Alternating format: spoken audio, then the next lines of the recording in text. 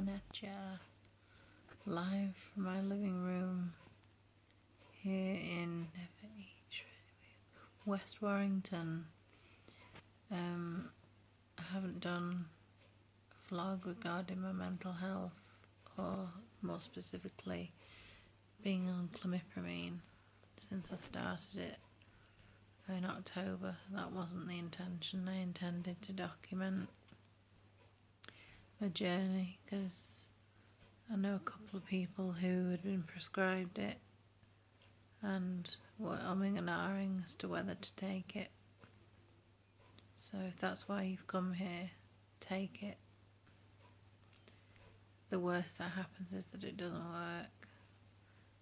I found that it does work up to a point. I've just come back from the psychiatrist today, actually. I've got a blanket around me. I'm feeling the cold because I'm on diazepam, and my glasses are doing the reflective thing, so they're coming off. Yeah, this is what ginger chicks look like with no mascara on. Like I've got no eyelashes, but I have, I promise. See? So today I went to the psychiatrist. I've been upping my dosage by about 10 milligrams per week. Not every week. Some weeks what he'll do is he'll say, right, for 3 weeks I want you to increase it every week by 10.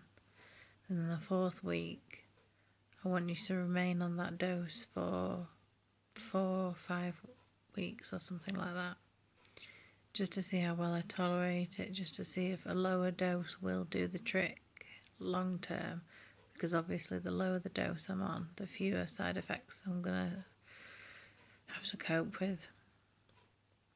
And he doesn't want to, I don't want to be over medicated. I've been over medicated before, and it was not enjoyable, let's put it that way.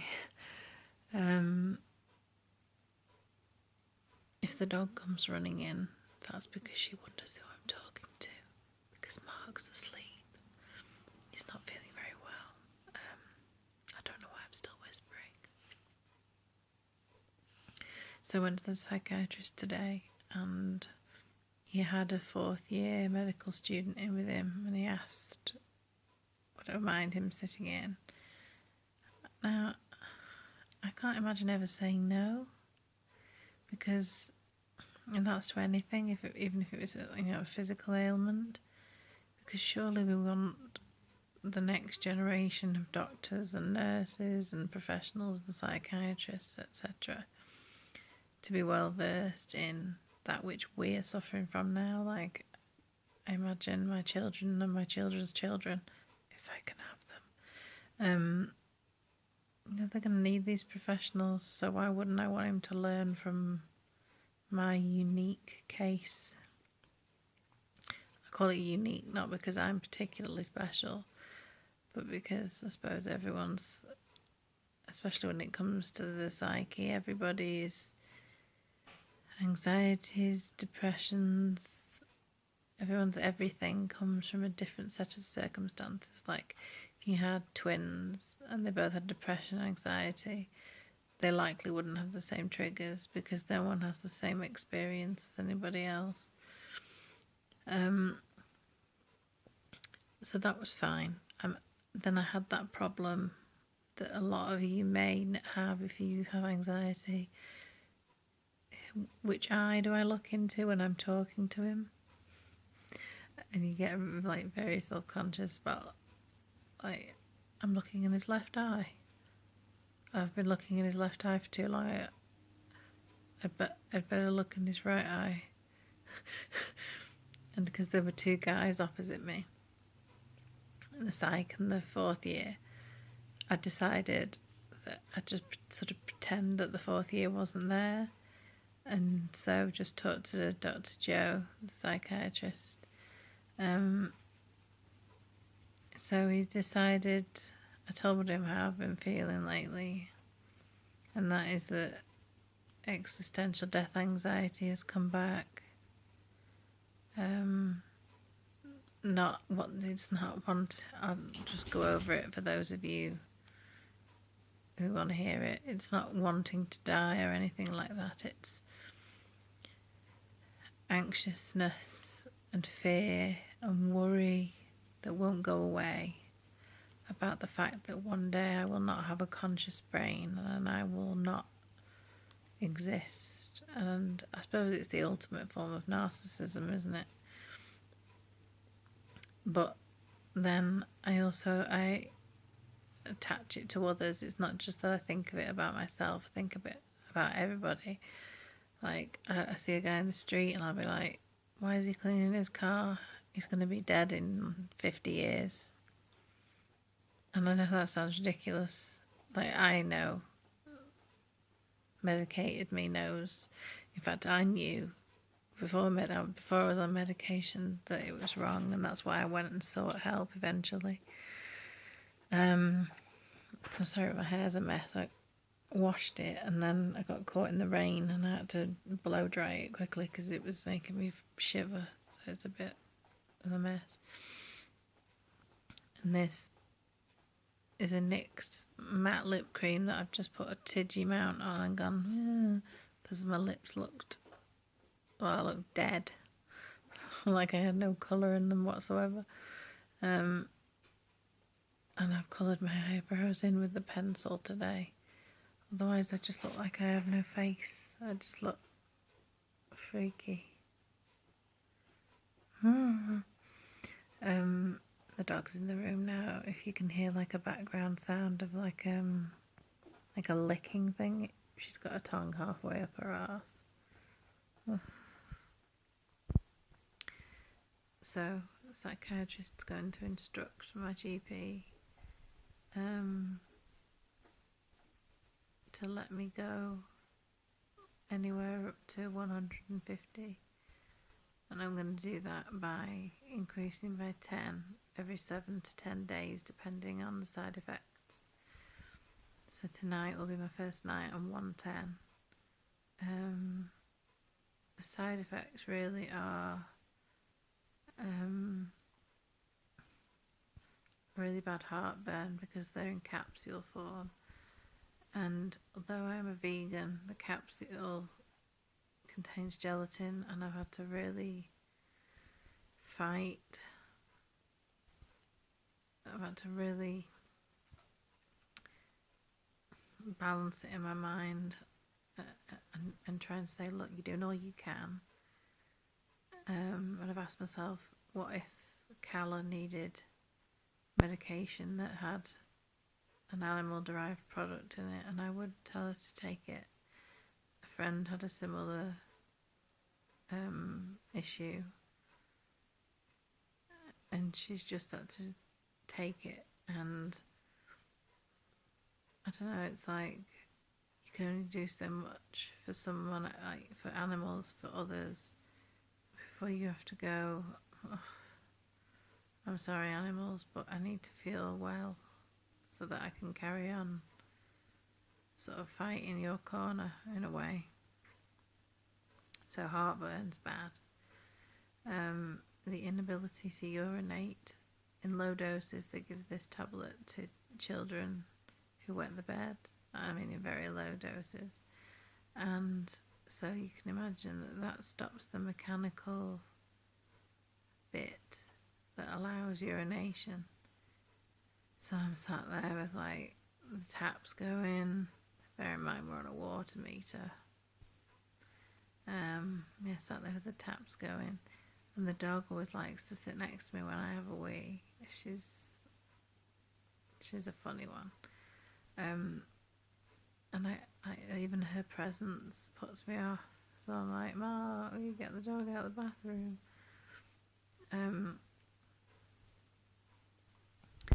So long story short, heartburn and the inability to urinate. It comes out eventually. So like after about 7 to 10 days, when it starts easing and I can do it, that's when I increase. If I were to just go straight up to 150 now, I'd just be sat here getting like a massive gut filled with piss. Really, my gut wouldn't be filled with piss. I use gut as a synonym for, you know, my abdomen, if you like. Yeah, so a few people had some questions a while ago that I'd like to address, and one of them is the difference between worry and anxiety. And I think you know when you're not just worried. Worry is usually founded, it's usually based in fact. If you told someone about it, they'd be like, "Oh yeah, I'd be worried. I'd be really worried in your shoes too. You know, I'd feel really worried." Anxiety is not just a worry, although it can stem from a normal worry about someone or something.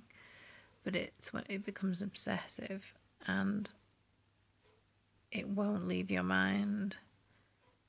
And it's just it's so terribly draining.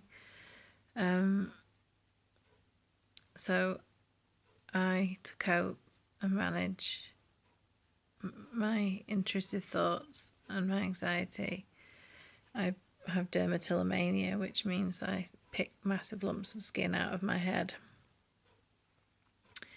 and fight the urge to collect all of the scabs, basically. And that is partially a self-harm thing. I was discussing it with a psychiatrist. It's partially self-harm because the pain is good. If you've ever self-harmed in any way, you'll understand that. If you haven't, you perhaps won't. But it's a systematic thing I can do because I know that they're going to scab over again and I can get the scabs off. But it's gotten to the point now where they're so deep, I've had to bite my fingernails off, so that I don't do it. So I've been trying to look for implements to do it with instead, and it's so hard. The psychiatrist reckons that going up to 150 will certainly help. I told him my mood has been really low this last few weeks, and it has. And I think because I'm in a relationship and live with someone who's also got a mood disorder, sometimes if you're both low, the other can't pull the other one up even a bit, and you just sort of end up both in the doldrums. Do you know what I mean?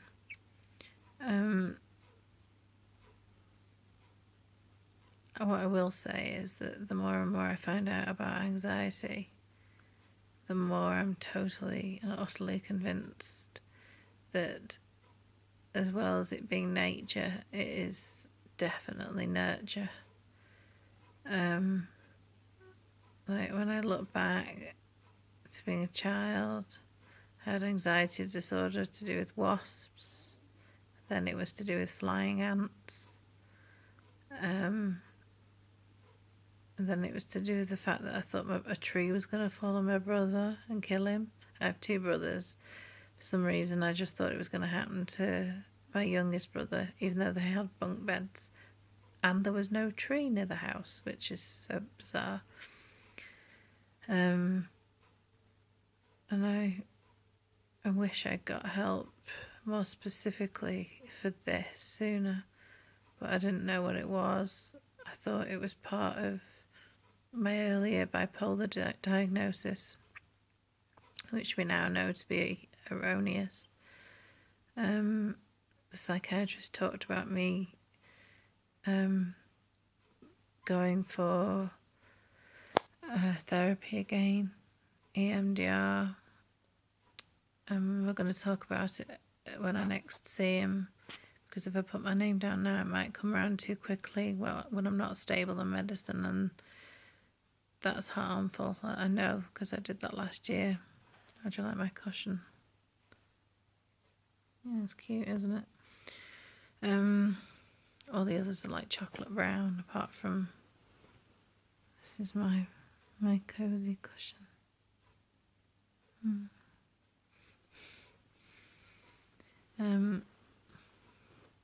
Alright, well I just thought I'd do an update anyway, and at least it's not one of me sobbing. I then went to see the nurse to be weighed.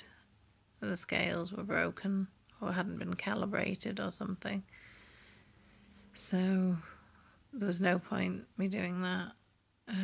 She doesn't want to take my HbA1c because she can tell that I've not been pigging out or anything, and my last HbA1c was fine.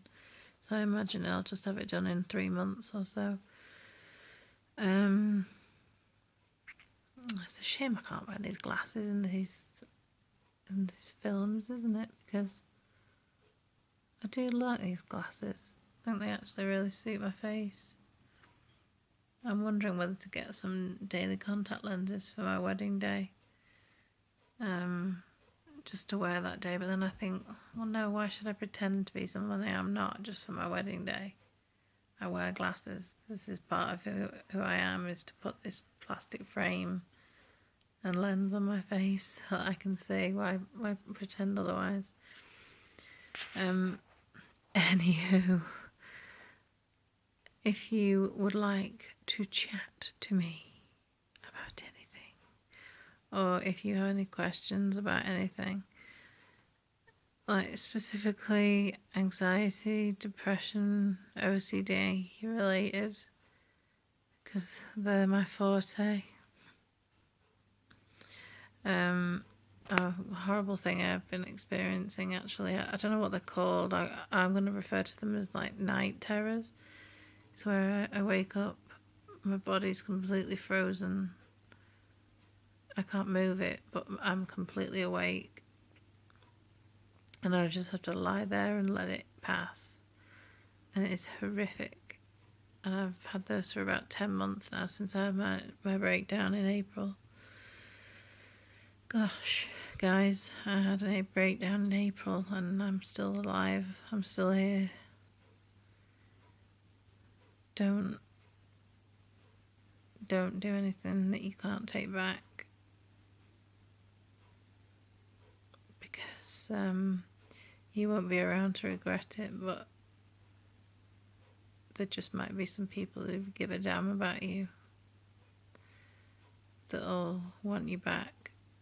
If you need to talk to me, or anybody, I'm around. I'm always around, and it'll go no further. I mean, I'd tell you to ask such a body, they'll back me up, but I can't, because I've kept their confidence. But trust me, I keep my trap shut, because I'm on diazepam and I have no memory. No. Alright, well I suppose that's enough of an update for now, isn't it? I haven't really said anything mind-blowing. I was going to put some makeup on as I filmed this, but then I thought, why? Why? Because you're just going to have to take it off, because I'm not going anywhere. So, this is bare skin. All I have is a little bit of brow, a little bit of lip.